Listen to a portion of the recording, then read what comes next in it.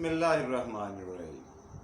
ناظرین، آج 27 مارچ اتوار کا دن، شام کا وقت، آپ کا اپنا میزبان جاوید اقبال شام کے وقت پروگرام کے ساتھ آپ کے اپنے چینل پر حاضر خدمت ہے۔ السلام علیکم ورحمۃ اللہ وبرکاتہ۔ کیسے ہیں آپ سب لوگ؟ امید ہے خیریت سے ہوں گے۔ اللہ آپ کو اپنی حفظ و امان میں رکھے، آمین۔ آج کی کہانی بڑی مزیدار آپ کے لیے لے کے آیا۔ کہتے ہیں ایک بہت بڑا ملک تھا پرانے وقتوں میں، گئے وقتوں میں، پرانے زمانوں میں۔ ملک میں چاروں طرف خوشحالی تھی،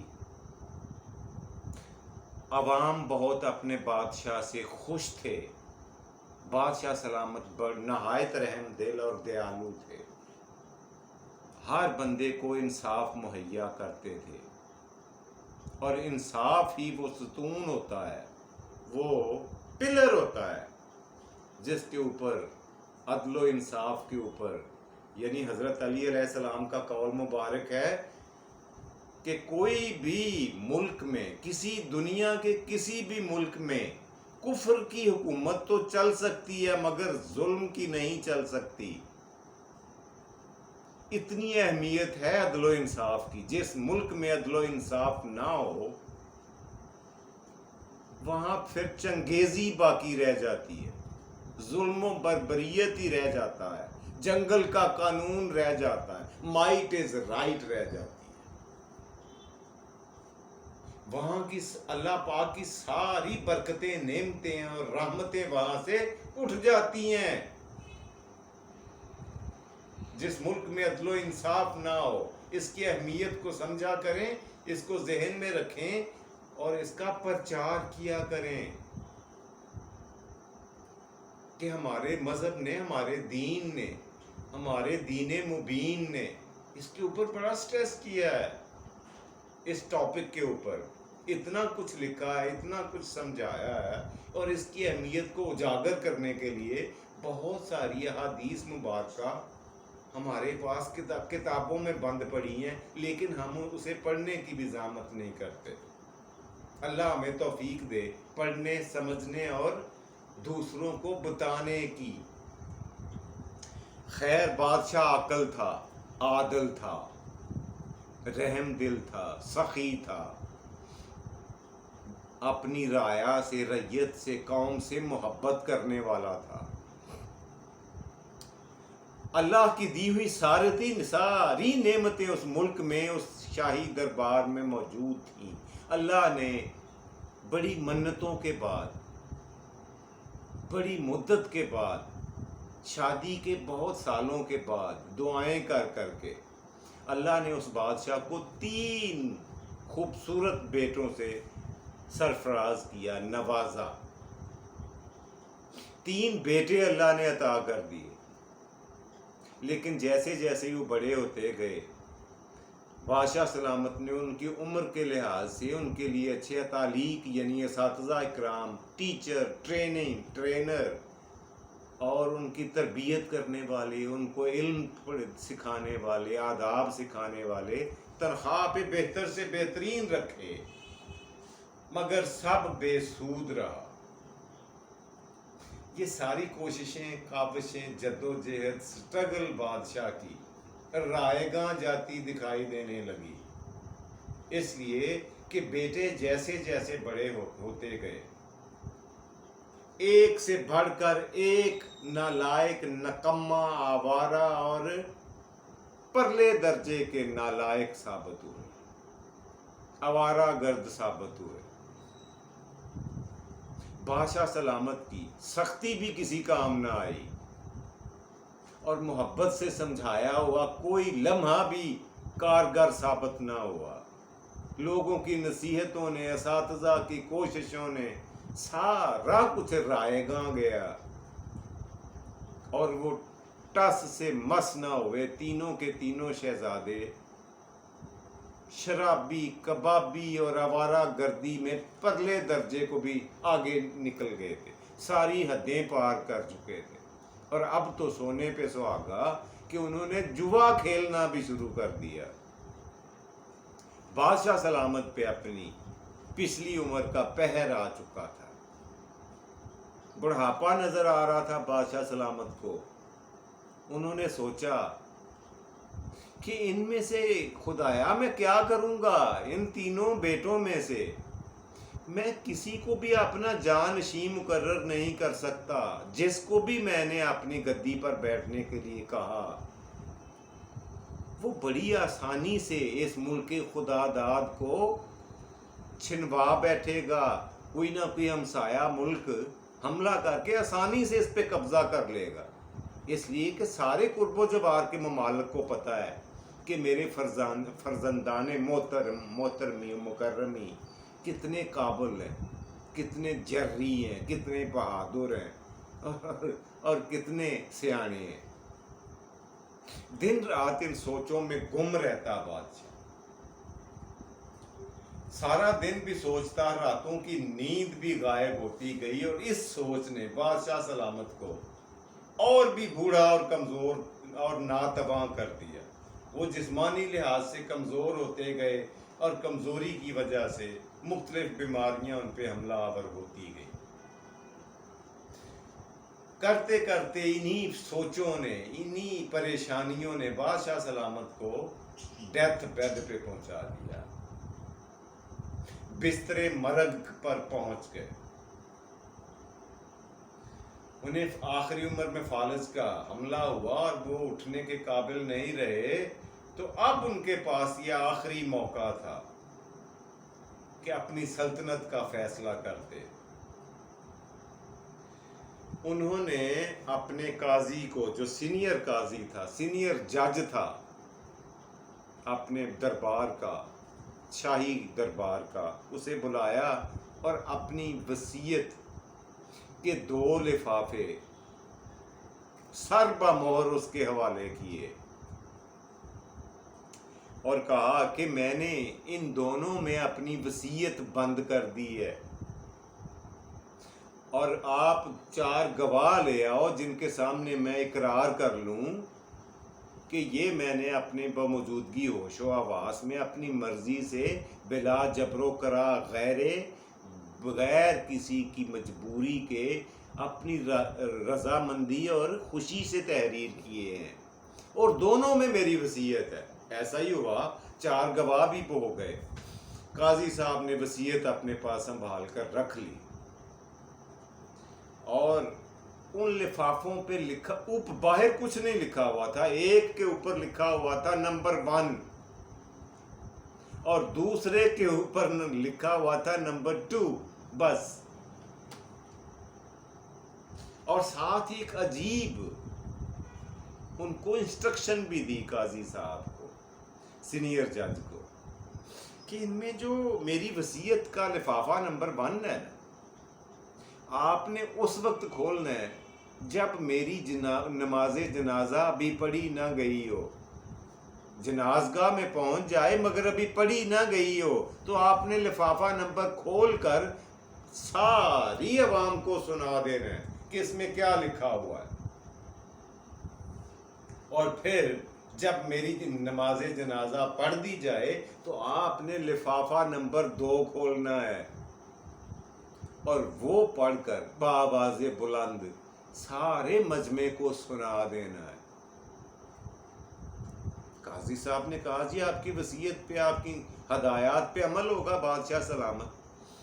अब उसने अपनी रियासत के हवाले से ये फैसला किया कि जो सीनियर वजीर था दरबार का, उस सल्तनत का, वो काफ़ी सियाना भी था, अक्लमंद भी था, जर्रार भी था और फौजी लिहाज से, जंगी लिहाज से उसने काफ़ी तजर्बाकार था और उसने बहुत सी जंगों में बजाते खुद हिस्सा लिया हुआ था।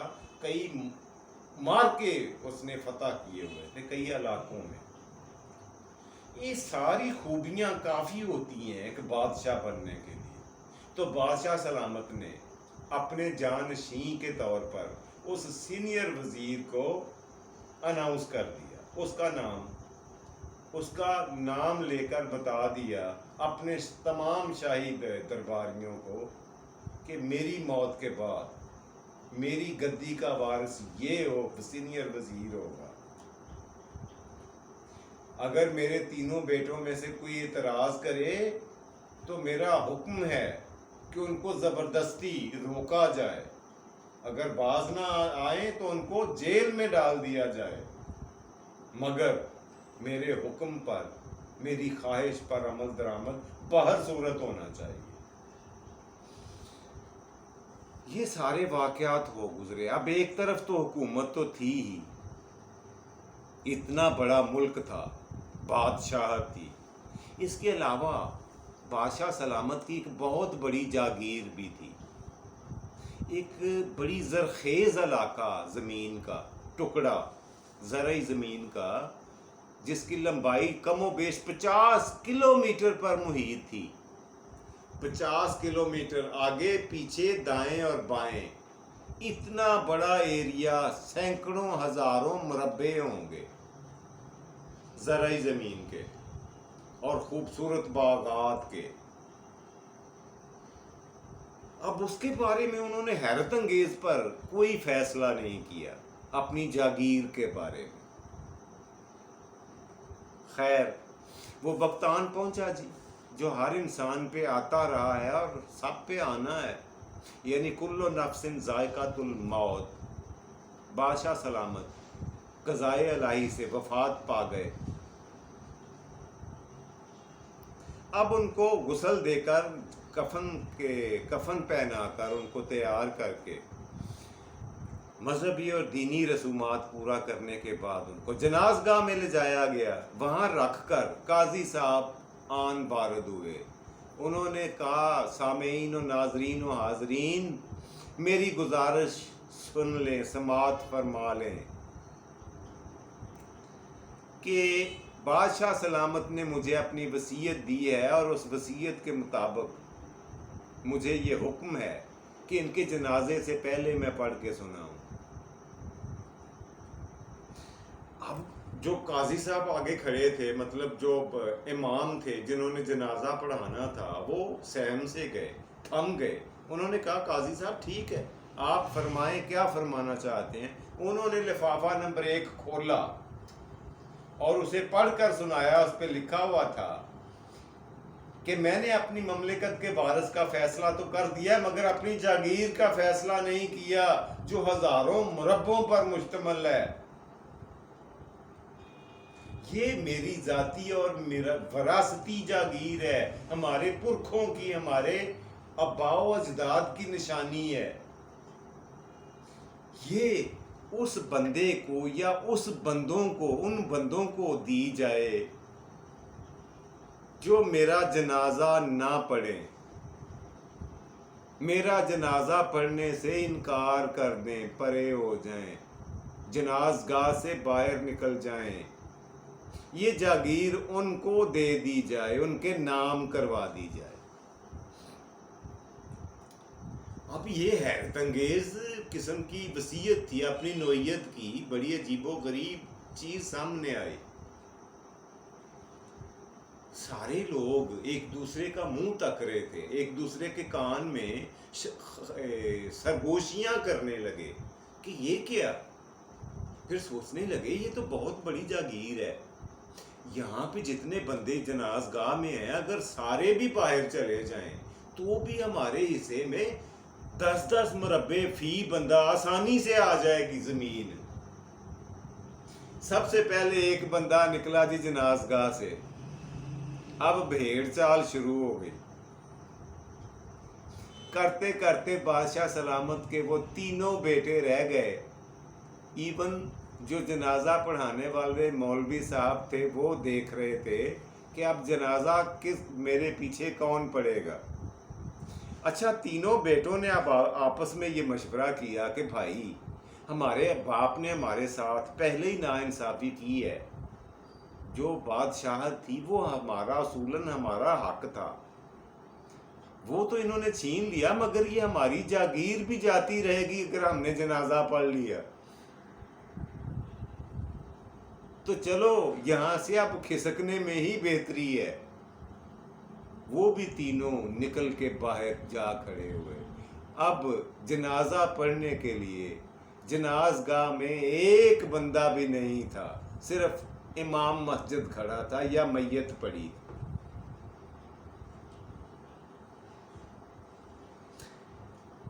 اب ہوا کیا کہ یہ سارا ماجرا ایک دوسرے پہ وہیں تھوڑی دیر لوگ کھڑے آپس میں باتیں کر رہے تھے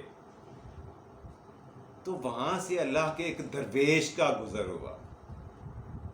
اچانک سے انہوں نے دیکھا ہے کہ میت پڑی ہوئی ہے, اتنے سارے لوگ اس کے ارد گرد پرے ہو کر دور ہو کر کھڑے ہیں اور جنازہ کوئی نہیں پڑھ رہا. اس کی کیا وجہ ہو سکتی ہے؟ پتہ تو کریں. اللہ والے تھے, بزرگ تھے, صوفی تھے, دیندار تھے, ان سے رہا نہیں گیا. ان کے ساتھ ان کے 2 بیٹے بھی تھے, نوجوان لڑکے ان کے ساتھ تھے. تینوں باپ بیٹا آ گئے وہاں پہ اور امام مسجد صاحب سے پوچھا کہ ماجرا کیا ہے. امام مسجد نے ساری بات کہہ سنائی درویش کو اور اس کے بچوں کو, اس کے بیٹوں کو, 3 لوگوں کو. درویش نے ٹھنڈی آہ بھری آسمان کی طرف دیکھا اور کہا واہ مولا تیرے رنگ, کہ جائیداد کے لالچ نے اس کی سگی اولاد کو بھی اس کا جنازہ پڑھنے سے روک دیا. کیا یہ جو ہماری دنیاوی کمائی ہے, یہ یا دنیاوی دولت ہے, یہ سب کچھ ہے؟ یہ بادشاہ تھا ملک کا جو جس کی میت پڑی ہے, اس کے دونوں ہاتھ دیکھ لو خالی ہیں, اس کے کفن کے ساتھ کوئی جیب نہیں ہے. پھر یہ سارے لوگ دنیاوی دولت کے لیے, مال و اسباب کے لیے جنازہ چھوڑ کر, میت چھوڑ کر کیوں چلے گئے؟ امام مسجد صاحب, ہم تینوں باپ بیٹا حاضر ہیں, ہمیں یہ جائیداد نہیں چاہیے, ہم آپ کے پیچھے کھڑے ہوتے ہیں, آپ نماز جنازہ پڑھائیں.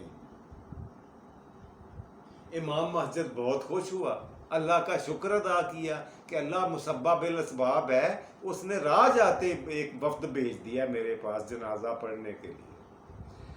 جنازہ پڑھ دیا جی انہوں نے, دعا کر دی, اور قاضی صاحب دوبارہ سین میں آتے ہیں, سامنے آتے ہیں, اور بآواز بلند چبوترے کے اوپر کھڑے ہو کر کہنے لگے ٹھہریں خواتینوں حضرات, ابھی جائے کوئی نہ, اس لیے کہ بادشاہ سلامت جو فوت ہو چکے ہیں ان کی وصیت کا دوسرا حصہ یعنی لفافہ نمبر 2 ابھی انٹیکٹ ہے, ویسے کا ویسا میرے پاس امانتاً میرے جیب میں پڑا ہے. اور یہ ان کا حکم تھا کہ میرا جنازہ پڑھا جانے کے بعد آپ نے سنانا ہے کھول کے. لوگوں نے کہا چلو یہ بھی سن لیتے ہیں کیا لکھا ہے. اس لفافے کو قاضی صاحب نے سب کے سامنے ڈی سیل کیا, اس کو پھاڑا, اس کے اندر سے پیپر نکالا اور اس کو پڑھنا شروع کیا. اس کے اوپر لکھا ہوا تھا کہ میں اپنی اس وصیت کی روح سے اپنی لفافہ نمبر 1 میں بند وصیت کو منسوخ کرتا ہوں, اور نئی وصیت اور حتمی وصیت یہ کر رہا ہوں کہ جس بندے نے یا جن بندوں نے میرا جنازہ پڑھا ہے, میری وہ خاندانی جاگیر موقع پر ان کے نام کر دی جائے.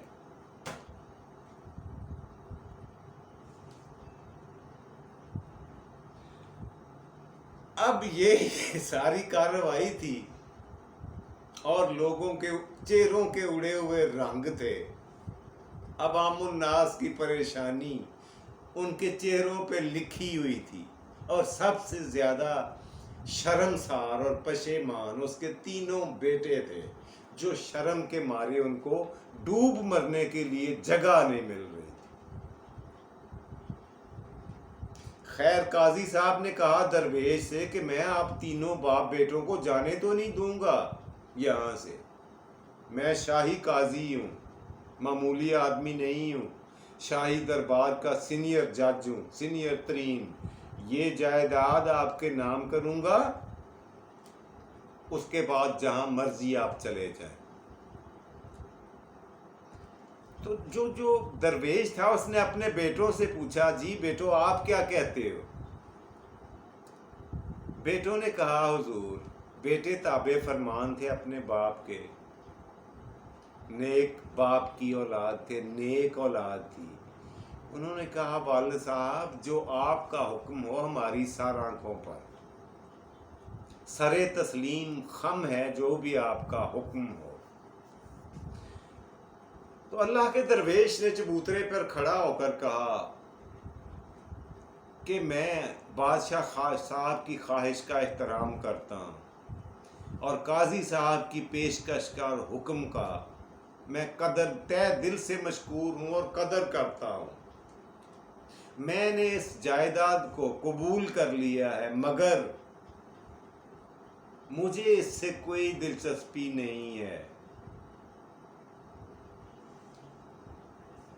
اس لیے کہ اصل جائیداد، اصل دولت تو وہ ہے جو انسان فی سبیل اللہ کی راہ میں اسی دنیا میں خرچ کر دے، وہ اصل جائیداد ہے. اور میں یہیں اس جائیداد کا، اس وسیع جاگیر کا مالک ہونے کے ناطے اعلان کرتا ہوں کہ آج یہ ساری کی ساری، آج سے یہ ساری جاگیر جو ہے قطع قیامت اس سے حاصل ہونے والی آمدنی غربا، یتامہ اور مساکین کا حق ہوگا.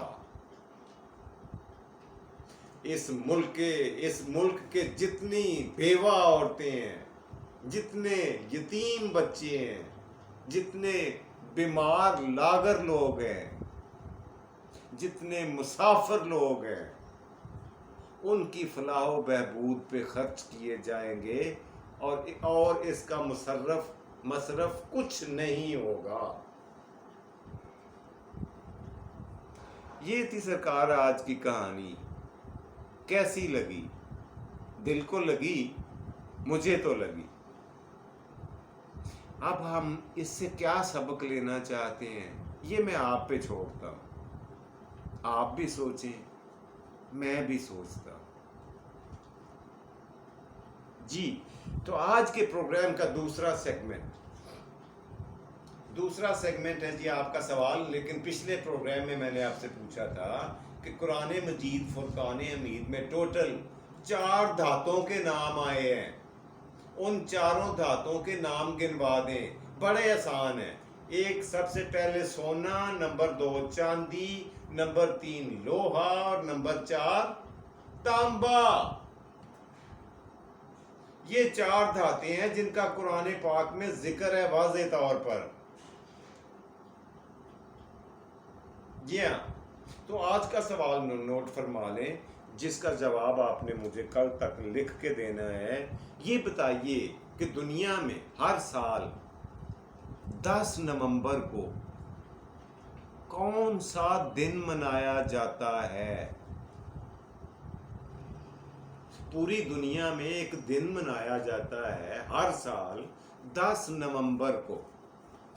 وہ دن کا نام کیا ہے؟ اسے کس چیز سے منسوب کیا گیا ہے؟ مشکل اگر لگے تو میں ہنٹ دے دیتا ہوں جس کا تعلق سائنس کی فیلڈ کے ساتھ ہے. اس سے زیادہ میں کچھ نہیں کہہ سکتا. امید ہے آپ اس کا جواب مجھے کل تک بتا دیں گے. پروگرام کا تیسرا اور مزیدار سیگمنٹ جی آج کا شعر آپ کی خدمت میں پیش کرتا ہوں. میرے خدا نے مجھے اتنی محبتیں دی ہیں. میرے خدا نے مجھے اتنی محبتیں دی ہیں کہ 2-4 نفرتوں سے کوئی فرق نہیں پڑتا. اپنا اور اپنے پیاروں کا ڈھیر سارا خیال رکھیے گا. مجھے اپنی دعاؤں میں یاد رکھیے گا. شب خیر، گڈ نائٹ، اللہ حافظ. پاکستان زندہ باد.